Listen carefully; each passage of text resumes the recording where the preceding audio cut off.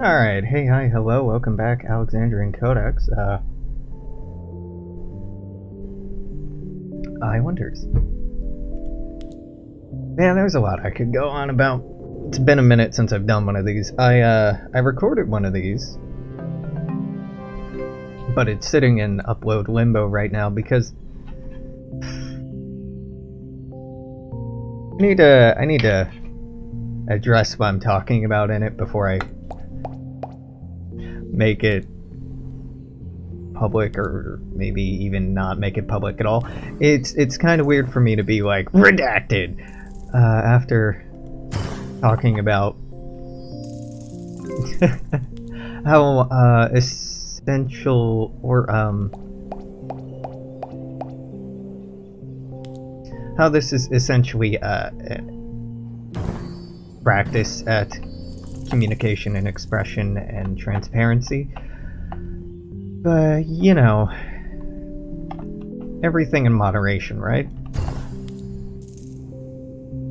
Today, I want to not think about what I've been thinking about and fixating on and focusing on. I want to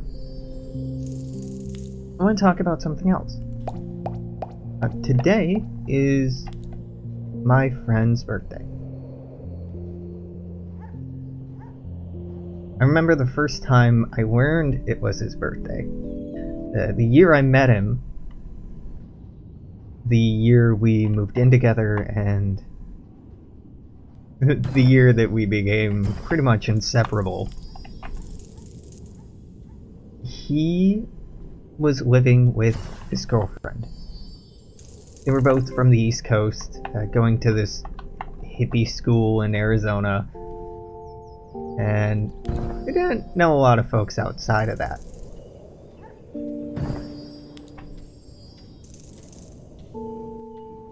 Like many young people, she wanted to start a new life in college, which,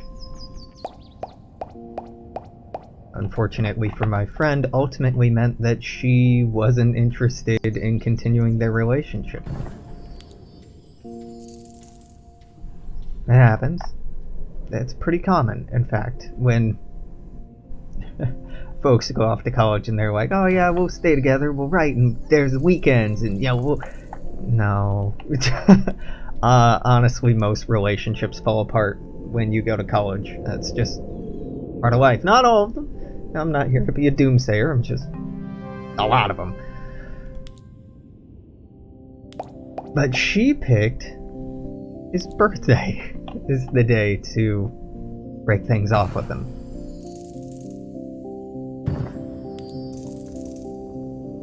And I didn't know him yet, but goddamn, that is so emblematic of his luck.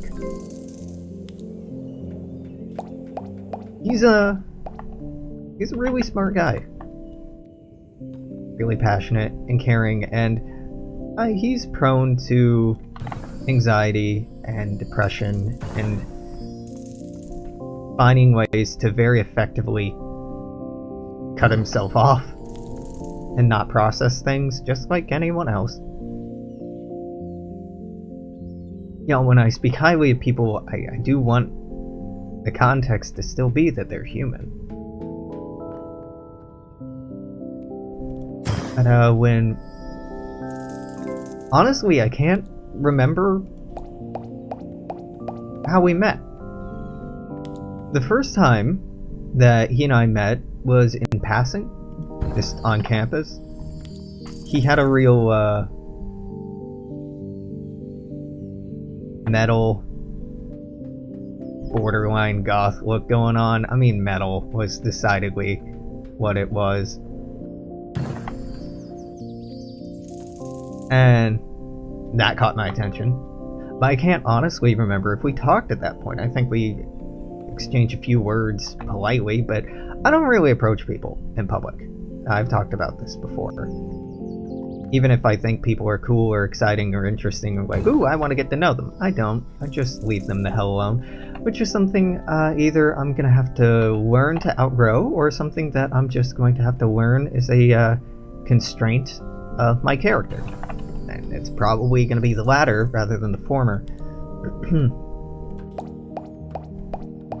Now, I think my friend and I really hung out for the first time while drinking. I'm not sure about that.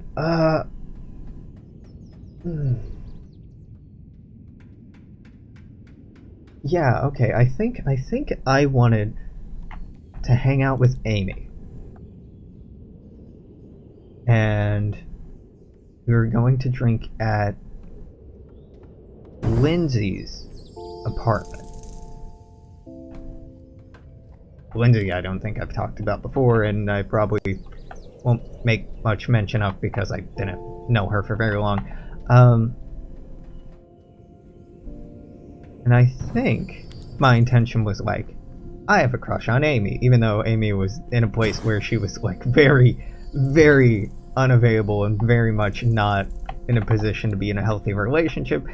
We didn't really communicate that effectively at all at the time, and I was hung up on her for a while, an embarrassingly long while, and yeah, she knows. So I'm like, oh yeah, I'll hang out with you. That sounds fun. I want you.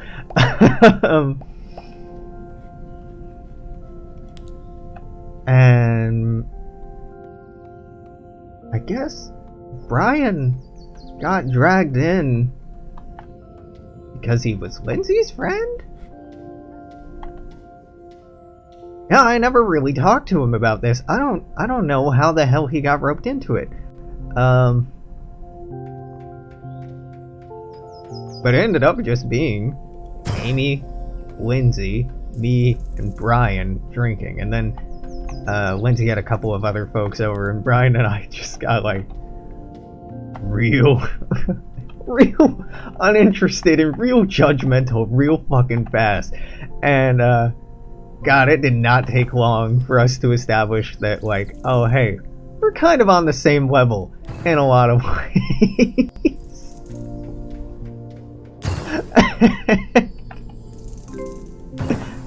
I think that's how our friendship started. It's really hard to express just what a meaningful and deep and irreplaceable friendship and relationship I have with Ryan is.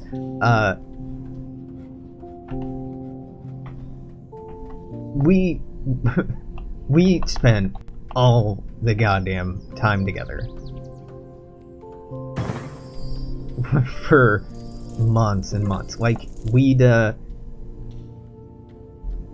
he'd come over to my apartment, dorm, I don't even know what the hell to call the thing, my loft, I guess, and we'd play video games like all day, every day. We'd play games online with his friends, we'd just do dumb shit like that, and he hung out with other people.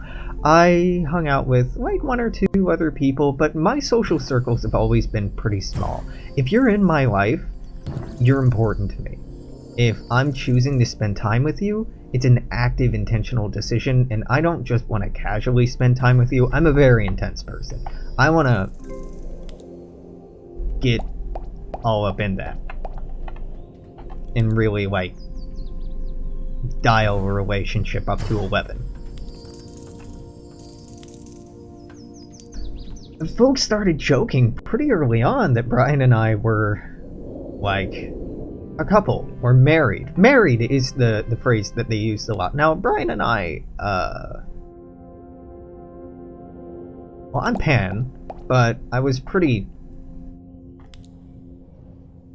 quiet about that, and when I say I'm pan, femme presenting people, I'm into pretty consistently. Masculine presenting people, not nearly as often. And cis dudes, like, almost never. Like, 1 in 1,000, or 1 in, like, 10,000. Like, very, very rarely.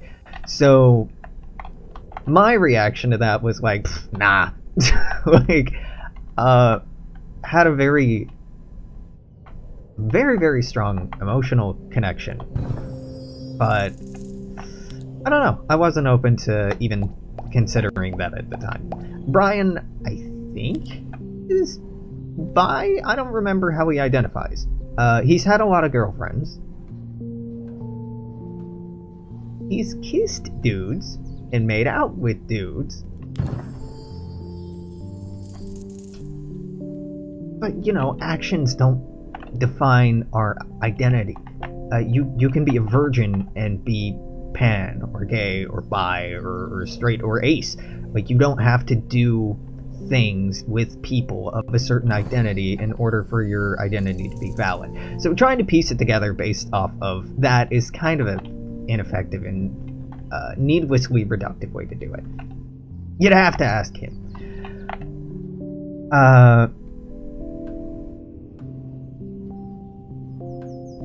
But yeah, I mean, it's a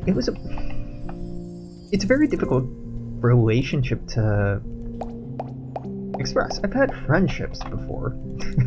God, it'd be kind of sad if I hadn't. But I don't know, different. Like, Brian was my brother? Kinda? Like, my absolute best friend. We used to be able to tell what the other one was going to say about something before they said it.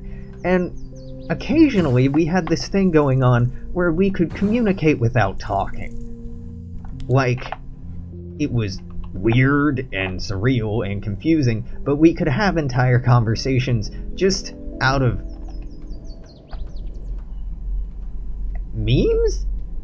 Not even like full-blown memes, but like references to references and inside jokes, and just knowing the other person well enough to know how their brain was working and what they were thinking about. Like, it was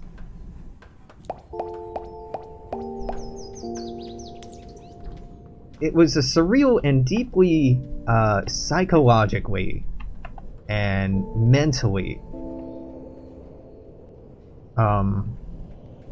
intimate relationship.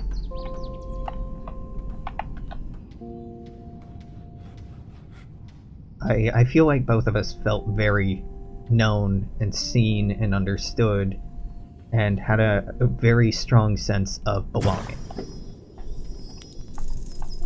Now, I love so many of my friends.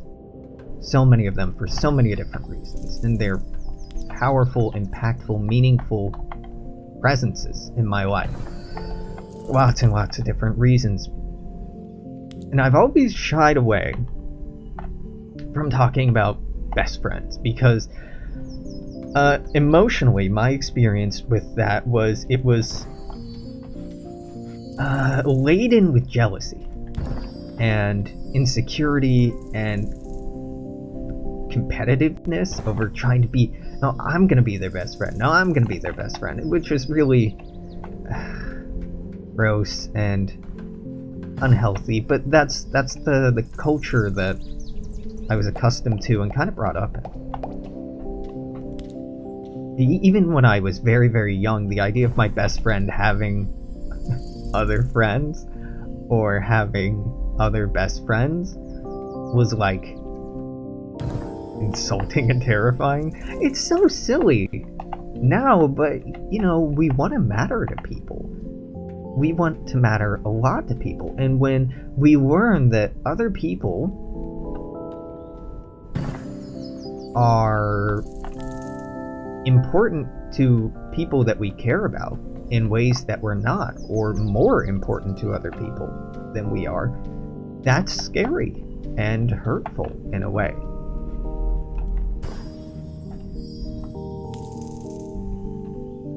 It doesn't mean you shouldn't like who you like for the reasons that you like them. You should, but it can always hurt when you thought you were somebody's world or favorite and you're not anymore. That's pretty crushing. And that's the hard part about most relationships ending. Or, yeah. For me, anyway. It's just being like, I thought I mattered to you, and now I feel like I matter a lot less, and that feeling sucks.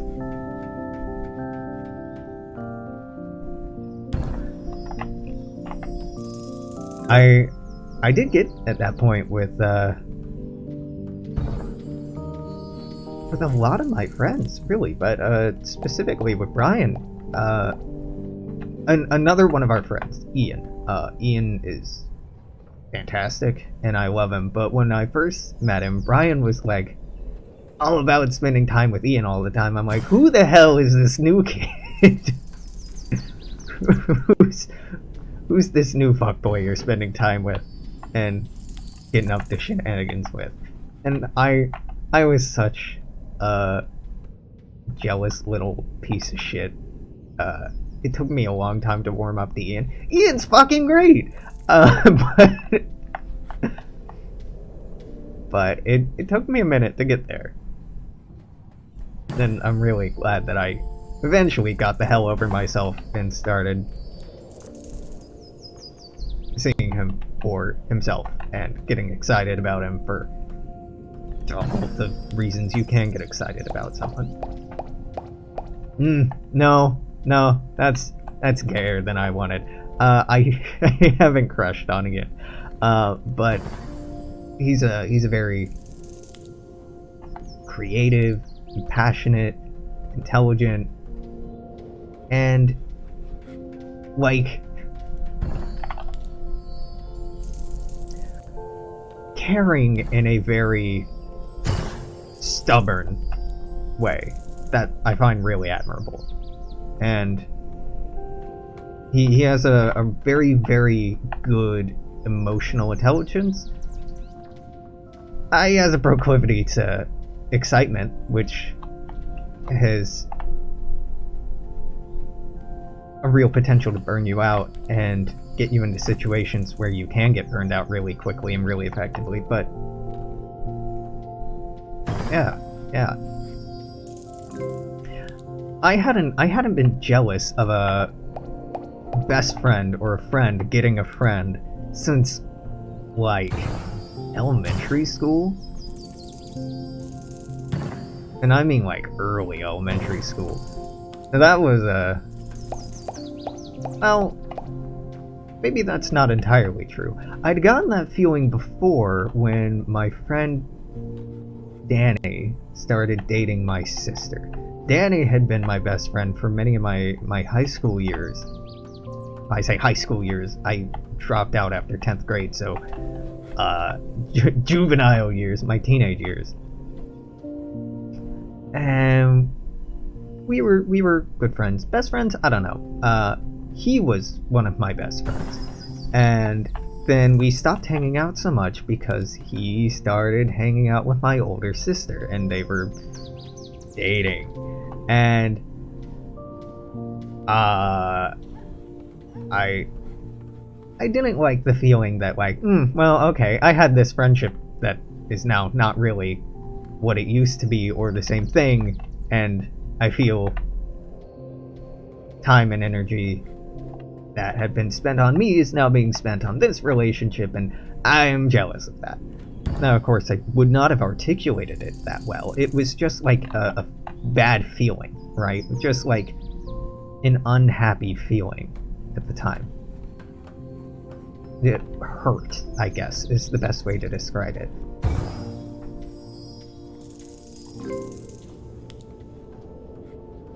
But like, they're pretty dang good together, and they support each other in some pretty fantastic ways, and they've been through a lot.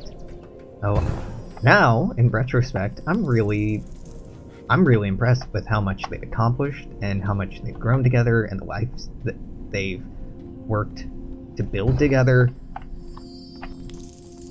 I'm pretty happy that, like, I'm really happy that Emily ended up with someone like him. I gotta say, I wasn't a big fan in any capacity of like most of the people she dated that I met or got to know. Like, they were all kind of garbage.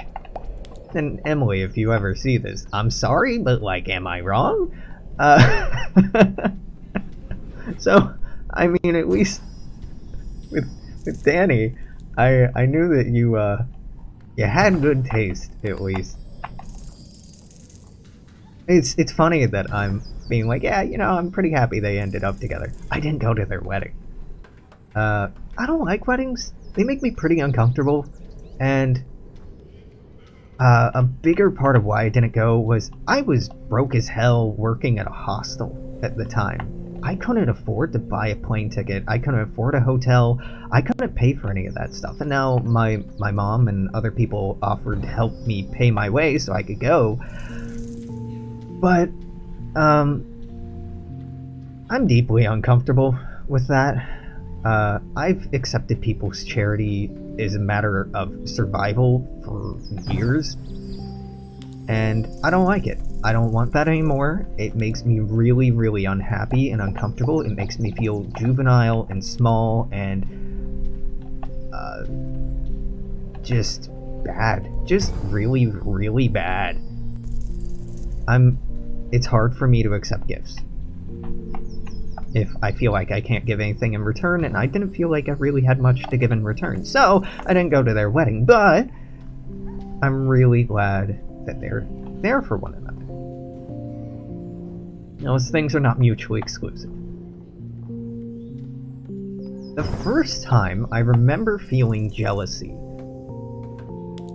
for a friendship, or over a friendship, was... And this happened a few times in high school, or in middle school, at least. It was in elementary school. Oh god, like... I don't know, I think if I'm really reflecting on this, I often feel jealous of my friends before I befriend them.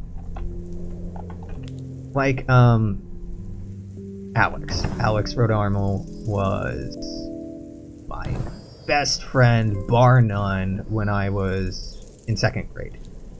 Probably earlier than that too, but really 2nd grade is where my memories start coming into focus. And he had other friends. From soccer? Were we on the same soccer team? I mean, we both played soccer. God, I can't remember. But Michael Santos, who's another one of my very, very, very good friends, I think, if I'm honestly reflecting on this, I was probably jealous of him in context to his relationship with Alex at the time. I mean, dude, I'm pulling back memories that are decades old at this point, so they're probably far from accurate, but I feel like that's probably a safe bet. That's pretty fucking interesting. It happened again when I was in high school, right around when I started being friends with Nate. I guess that was more like, late middle school? 7th, 8th grade, maybe? Nate, if you watch this, you'll have to help me remember. But Nate was socially connected to Michael, I think, in a way that I wasn't. And God, we even had this argument, and it's come up a few times since then. God bless you, Michael. I know you're not watching this because you do not watch YouTube content, but if you ever watch this, God fucking bless you, dude.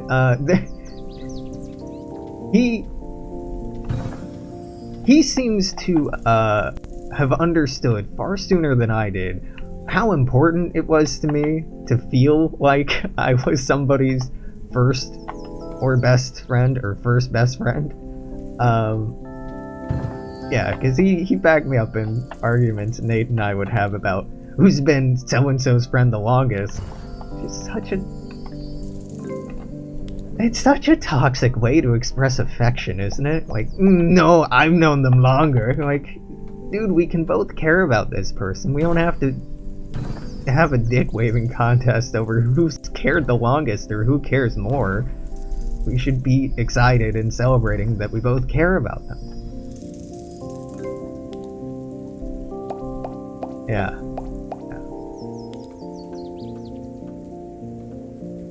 But for some reason, there is this feeling that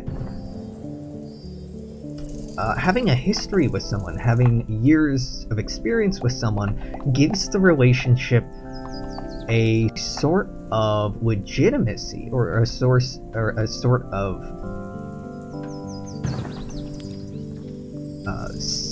substance that it might not otherwise have.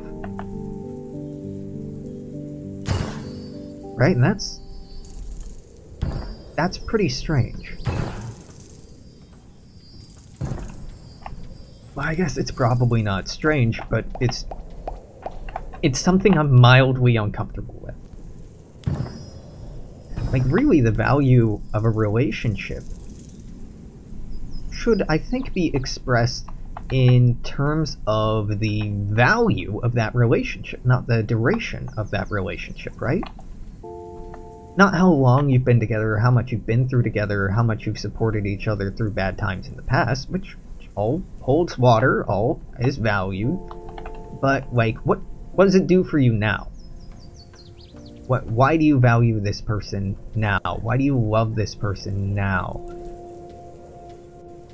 Like, your past experience can inform that, absolutely, and should inform that, I think, in setting a precedent for what you can and cannot expect from them, what they seem to be willing or not willing to do for you, is evidence, material evidence of the value of that relationship and the value of that connection. Like, that makes sense. But at the same time, you know, that sentiment is it's kind of hollow in a way. And there's a lot of folks I've known in my life that have been in relationships with one another just because they've been in relationships with one another, and it's just momentum that keeps it going. And hey, it's no small feat to upkeep a relationship over the course of years, especially if time, distance become contributing factors, because seriously, maintaining a social life, let alone a healthy social life, is a chore, particularly as you get older. It becomes real goddamn work.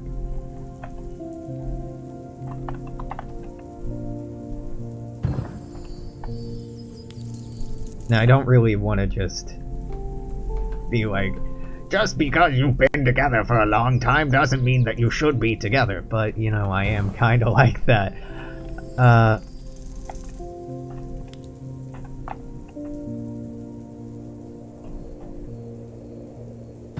When I was young, I had this idea that people who stayed together longer would be the better for it. And really, the idea to the contrary didn't completely manifest within me for a long time. When I was in my first few years in college, I started writing about love and romance in the sentiment that I want to love someone for as long as I love them. Right, I want to burn as long as I burn, and then when I stop, I want to have the presence of mind to recognize that it stopped, and the ability to thank them and go on our own separate ways. But it was when I was dating Cora and we were having a conversation about divorce not us getting divorced, because we were never married, and Cora had already been divorced. Yeah. And I was talking about, I wasn't thinking, I was parroting, just repeating, really, what I had been told without really thinking, that it was sad to me that so many relationships, so many marriages end in divorce. Like, I found that sad because to me it meant that ultimately every relationship is fleeting, that this idea of like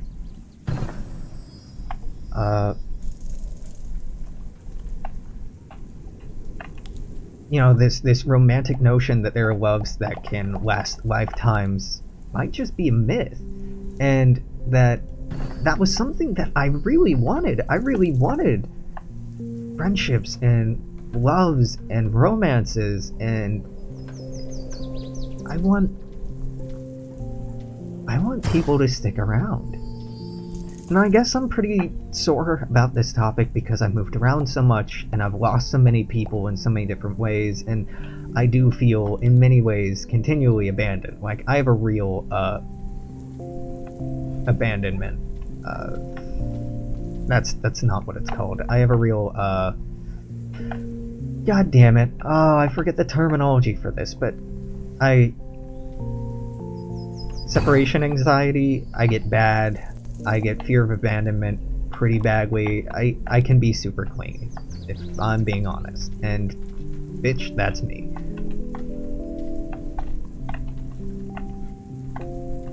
So, in the context of that conversation with Cora, I was really, like, this is sad, and this hurts me, and this makes me feel depressed and not hopeful about the future. Like, I want relationships that'll last. I want relationships that will fight for me, and I'll fight for, and I want people who stand by me. I don't want to just keep being alone and meeting new people and just doing that fucking dance over and over and over and over. Which, you know, it's kind of how I'm feeling now. But that's kind of just how I always feel. Exhausted. Just exhausted. But in the conversation, she brought up the point that for her, divorce had been really good. That for years and years, decades, centuries, really, the right to divorce, the right to separate, was something that women really didn't have easy access to and had to fight really hard for.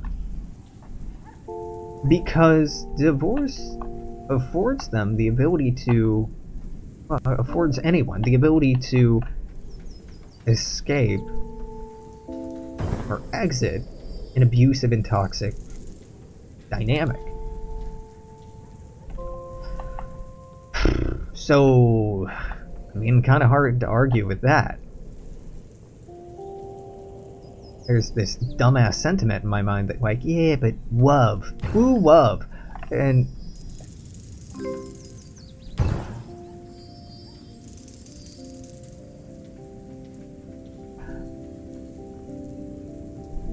I took it hard when I learned Santa Claus wasn't real, too.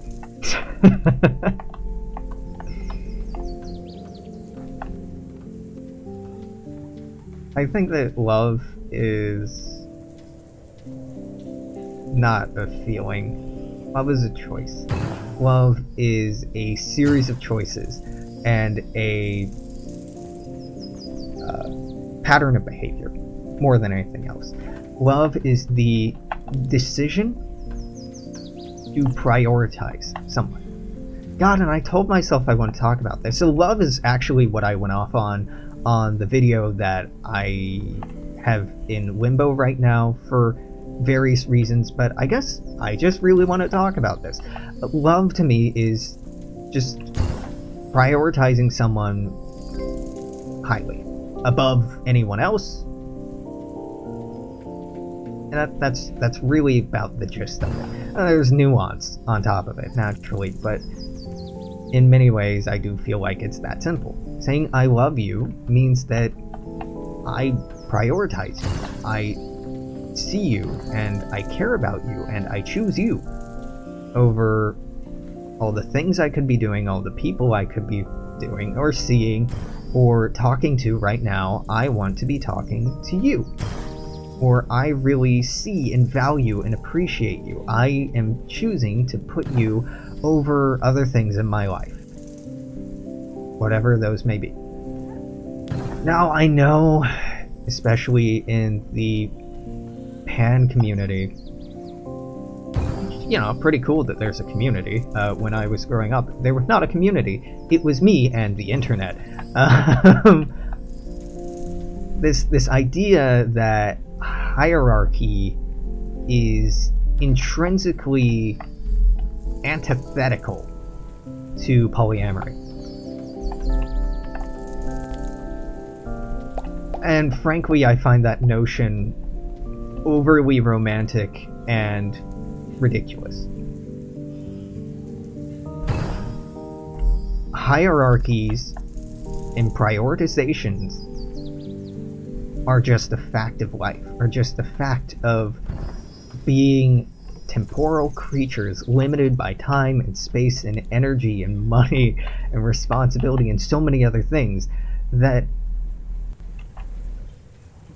you know, I love the idea of being able to love everyone I love equally and without hierarchy or priority. I love the idea of having the time and energy and space to give them all exactly as much time and affection and affirmation as I want to, or as they need. But the truth of the matter is that I don't, and I can't, and I never will. I'm not being defeatist in saying that. I'm only human, and I have to work, and I have to sleep, and I have to eat, and I have to be alone sometimes. And there have been times in my life where I don't have time for me.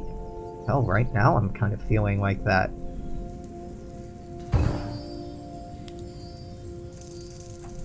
And it hurts a lot when people don't have time for you. I'm feeling that a little right now, but if I'm being honest, I feel that a lot of the time.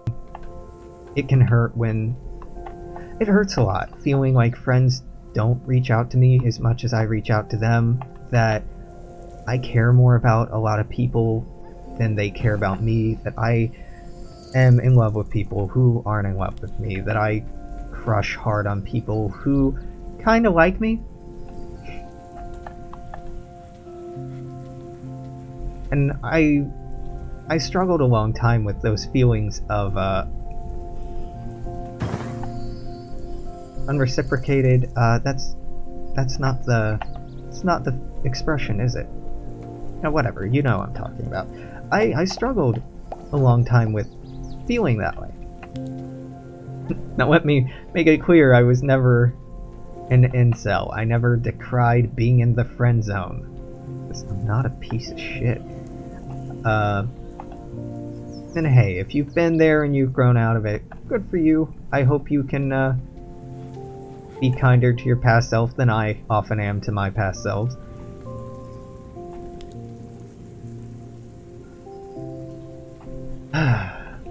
Yeah, but it's not a pleasant feeling, you know. And I've totally lost track of how I got here, so I've been talking about divorce, I was talking about being able to leave, I was talking about, hierarchy. Yeah, hierarchy in polyamory. And I want to broaden this a little bit more and just talk about hierarchy in all relationships. That I feel it's unescapable. I feel it is a fact of life. And it's hard, it's really fucking hard to accept that. It's really painful and difficult to come to terms with that. Because, like, I don't want to have to tell people no. And I know that people don't want to tell me no. Even when the answer is no. I'm going through that right now a little bit. But I think in a lot of ways I'm always going through that.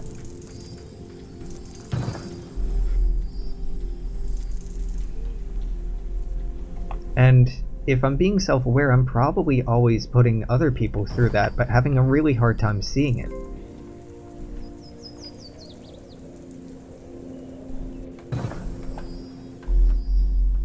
Because that's realistic.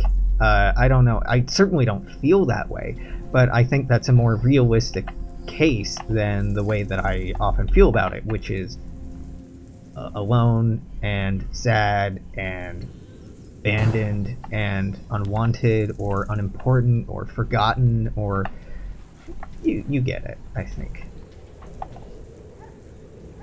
So I'm not happy to admit that I so often feel so insecure, and that I really do need a lot of outside affirmation and reinforcement, because my self-image is pretty fucking critical and pretty toxic. I mean, if you've watched this channel for any length of time, you've heard me go off on critical tirades about things, dissecting and diagnosing and tearing things apart, things that I adore and love. And I initially, when I first started dating, did that in my relationships too, though I've learned and grown and been able to stop doing that.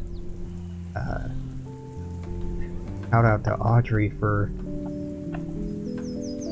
putting up with the worst of that when we were first dating each other. Well, when we dated each other.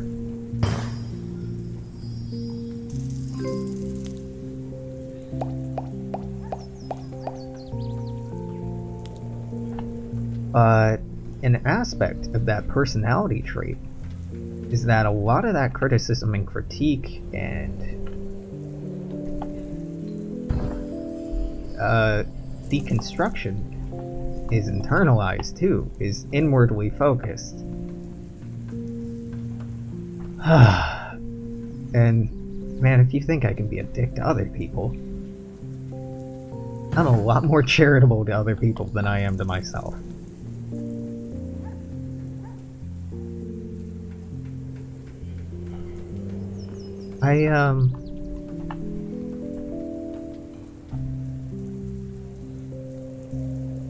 Yeah. I've had a lot on my mind lately.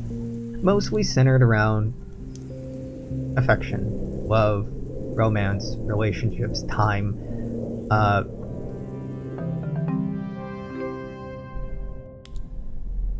lot of really anxiety-inducing stuff. Like, I've been downplaying it, but over the last week, I've been having some anxiety shit going on. I wouldn't call them full-blown attacks, but it's been pretty close. I've been pretty overwhelmed, if I'm being completely honest. And the obvious or clear solution to me to resolve that is to talk to the person involved. I've been anxious and feeling really uncomfortable not knowing exactly how someone feels about me or thinks about me and how they want me to fit into their life or stuff like that. And like, I want to know. I really want to fucking know, because I know how I feel and I have a pretty clear idea of what I'm needing and wanting. And I have a pretty good impression that we are not in the same mind about that. That what I want out of this relationship is not something that they want or can give. Which is life, dude. It's disappointing and sad, and maybe I'm just putting off having the conversation. Well, I'm putting it off for a few reasons. I'm putting it off because I don't want to hear that answer, right? But also, they have a lot going on, and I don't want to drag them into a conversation that's unpleasant like that. Kind of want to spare them. But in doing that, I'm kind of just hurting myself, so it's probably not a good call. And I want this to highlight that as much as I give advice and as much as I talk about how easy certain things with relationships and people are, that, I'm not perfect. I'm far from it. But I'm trying not to ruminate too much on that. Here, I'll make a loose commitment to myself here. If I don't have the conversation with them by the end of the weekend, Sunday night, let's say, if Sunday comes and goes, or maybe just on Sunday, if I don't have a conversation with them by Sunday, I'm just gonna write them and send them a long-ass message, spilling my guts, and being done, being patient, and waiting for a better opportunity. Now the real question is, does he wait? Does he actually get the wherewithal to follow through, or does he forget that he's done that? We'll find out. Honestly, this isn't something that's just gonna slip my mind, and I'm probably gonna fixate enough on it. I'm probably gonna end up forcing the conversation sooner than that, and I feel a little rude in doing that because aforementioned reasons, but I hate it. I fucking hate it.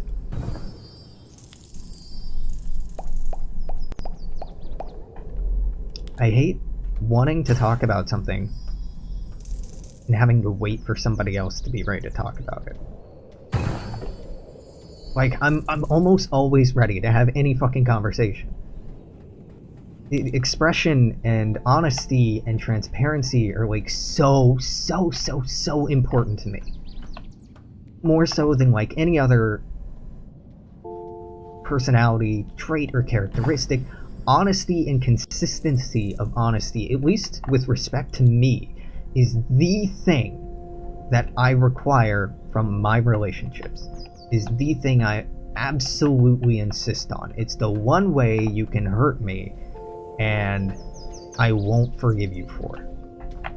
Or it'll take me a long time to forgive you for it.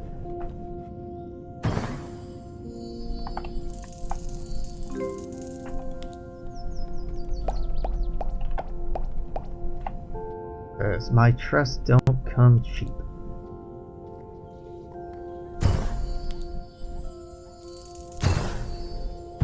So, I don't want to talk about this right now, or I'm not really in the headspace for this conversation, or I'd really like to talk about this in a different time or place. Those are all completely valid and understandable positions to have. But in another way, like, hey, I need to talk about this. This is important to me. And it doesn't really seem like there's ever going to be a good time for you. So, can we just do this instead of waiting for some vague time that it may or may not happen?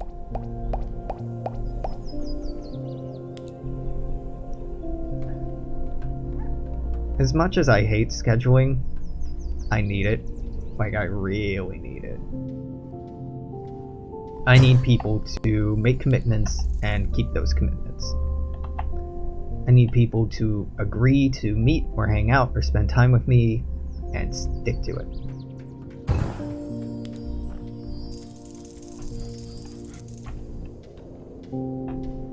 Even if I'm not always so great at that. And trust me, particularly in my relationship with Cora, I was fucking horrible with that. Depression will do that. I get you. I get you, dog. But yeah.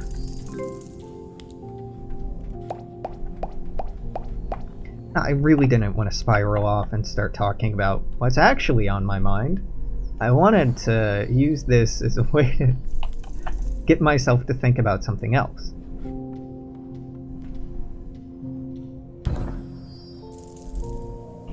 But I guess it's all kind of related. I'm sad and I'm lonely and I miss my friends. And I'm sad with the realization that people who I really want to spend time on and with probably don't have that time. And even if they feel the same way, probably can't commit to it. And that I'm pretty tired of feeling like I'm always trying to subsist on the scraps of people's time. I'm trying to fit in the cracks and hope that enough of their time and energy and attention and affection trickles down that there's some left for me at the end. Because relationships are hierarchical. They do exist in relation to one another with respect to time, energy, and commitment. It might not be fun to admit that or comfortable to admit that, but I believe that is an absolute truth. Just unavoidable truth.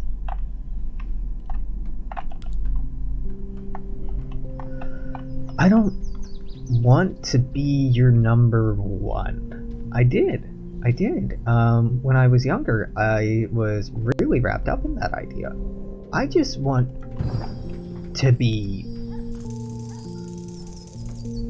I want to be me. I want to be sure. I want to be confident that you like me, you know me, you want to spend time with me.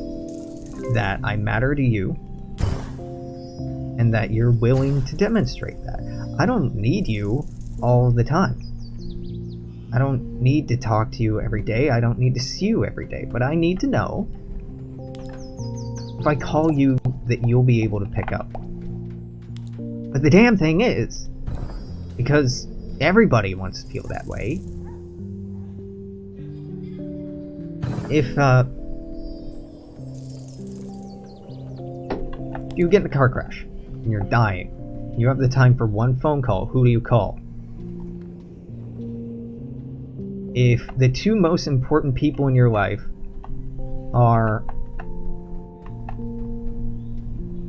you know, fucking trolley problem, are on a railroad in front of you, you're in a trolley, you can't stop it, you have to turn it down one path or the other, what do you do? Who do you choose? Who do you prioritize?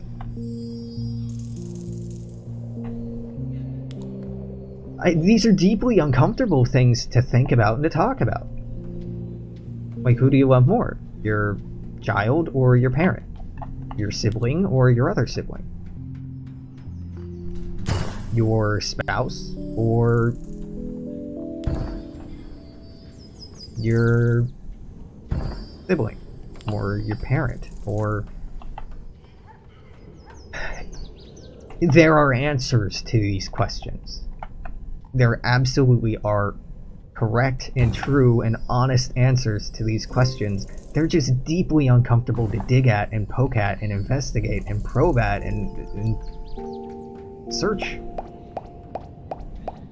They're deeply uncomfortable.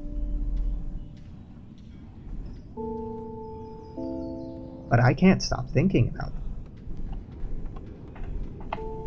And I can't stop being hyper aware of them. Like, oh, you care more about them than you do about me.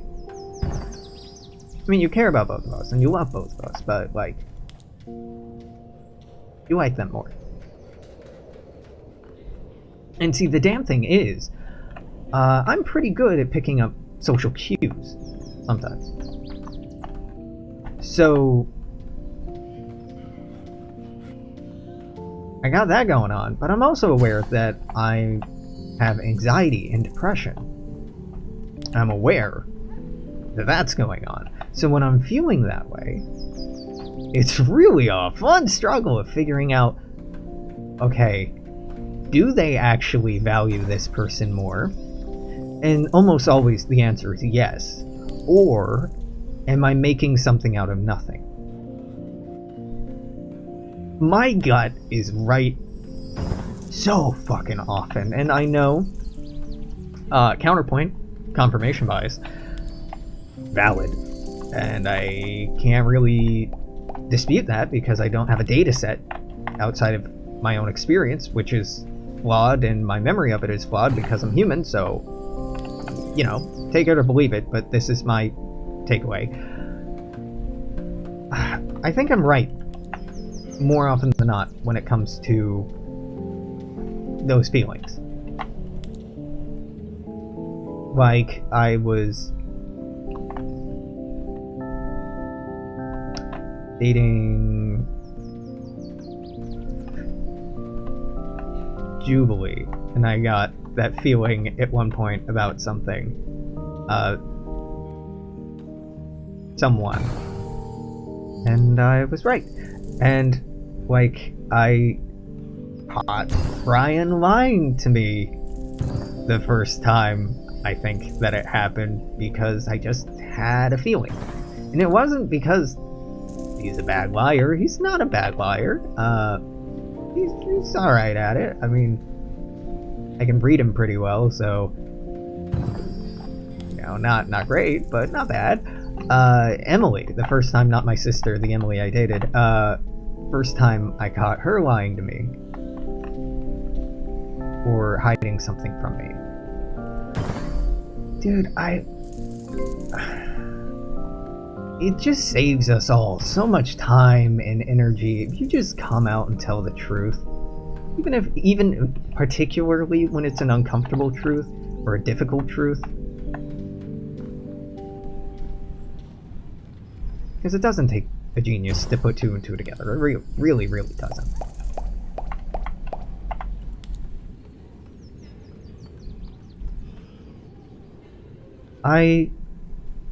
Yeah.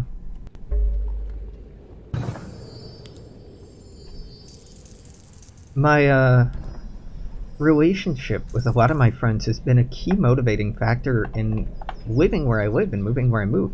I mean, I moved to Seattle initially because I was living in Arizona. I was couch surfing in Arizona at the generous whims of a few people. And a couple of friends, Brian and Cam, were talking about getting a place together. I was so excited about that. Because in my mind, that's something I needed in order to get my shit together, start working, start having a life of my own. I really struggled for a long time with finding a job and keeping a job, and just no one would fucking hire me or interview me. There was nothing wrong with me. I graduated high school. I was a college student. I had great volunteering experience. I had worked accounts payable at a fucking bio research company. I had done work for local museums. I had volunteered my time at juvenile detention centers. I'd done a lot of things. I had a pretty okay resume, but just could not get any fucking work for years and years and years. Our economy sucks.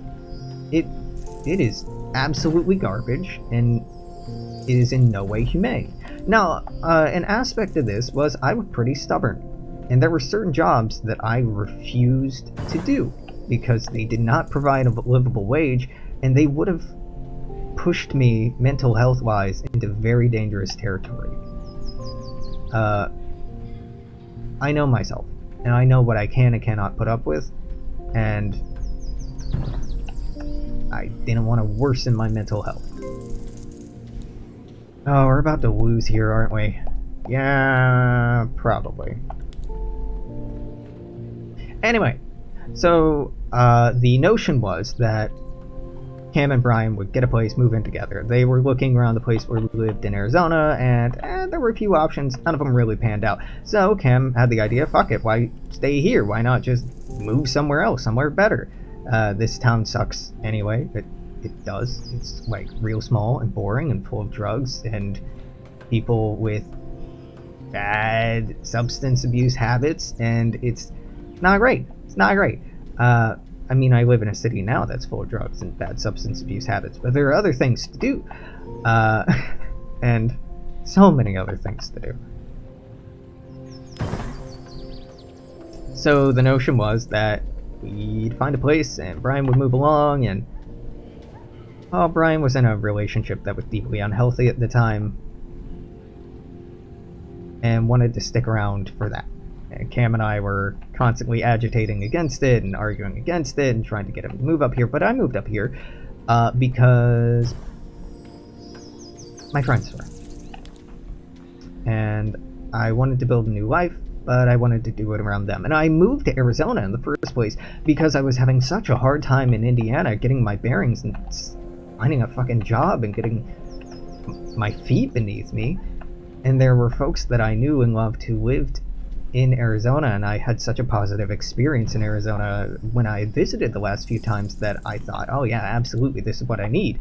And then that did not pan out at all, and it wasn't thought through nearly enough, and I should have better communicated my needs and expectations and established what people's limits and expectations were and lots of other stuff. I moved to Arizona initially because to go to college because it was on the West Coast and there was someone I really liked who was going to school in Oregon. And I thought, well, this is closer to Oregon, I can move up there. I went to school in New York because Jubilee had moved back to New York after a couple of years in Arizona, and I really wanted to reconnect with her. This is a consistent theme throughout my life, and I know I'm going to click here and we're going to lose, so that's why I'm talking before I do it. I do a lot of what I do for other people. To go out of my way to be there for or be around other people, to make myself accessible to other people. I have a really, really deep-seated need for affection and affirmation and support that I rarely admit, and don't like to admit. It makes me pretty uncomfortable. Yeah. But even if living in Arizona didn't pan out the way I wanted it to, even if moving to Seattle didn't work the way I wanted to, and now I'm finding myself in a position where I'm finally on my own 2 feet, where I'm starting to feel self-determinism, I'm starting to figure out what I want to really do with regard to myself and who I am and how I present, and building my own life by myself. Now, it's difficult in some ways, and I'm struggling in some ways, and I'm sad and lonely a lot because I miss a lot of people, and I don't really have a social network here at all. And by really, I mean I don't have a social network here at all. That's not uncommon for me. I don't regret any of them. If I could make the same choices now, obviously I'd choose differently because that's how you do it, but you know, I'm really I'm gonna loop back here. I'm proud of Brian, and I hope he has a really great birthday today. He's made some incredible growth in the time that I've known him. He's in a pretty fantastic place right now. I'd really like to meet his partner, who he's seeing right now. I've heard some really good things. Yeah. I don't know what else I'm gonna stream or record today. Probably a lot. I'm sick-ish, so I'm not at work. And I might be seeing someone tonight, but I'm betting that they're gonna flake because That's just how I am. And I'm pretty sure I'm not going to see the person I really want to see this weekend, like at all, because reasons. I'll probably be streaming more and posting more, yada yada. Yeah, I'm really on the fence if I'm going to post that last video I recorded at all, but, you know, we'll see. Until tomorrow or whenever, I've been me, you've been you. Let's lose. Tell your friends you love them. That's it. See you next time. Bye.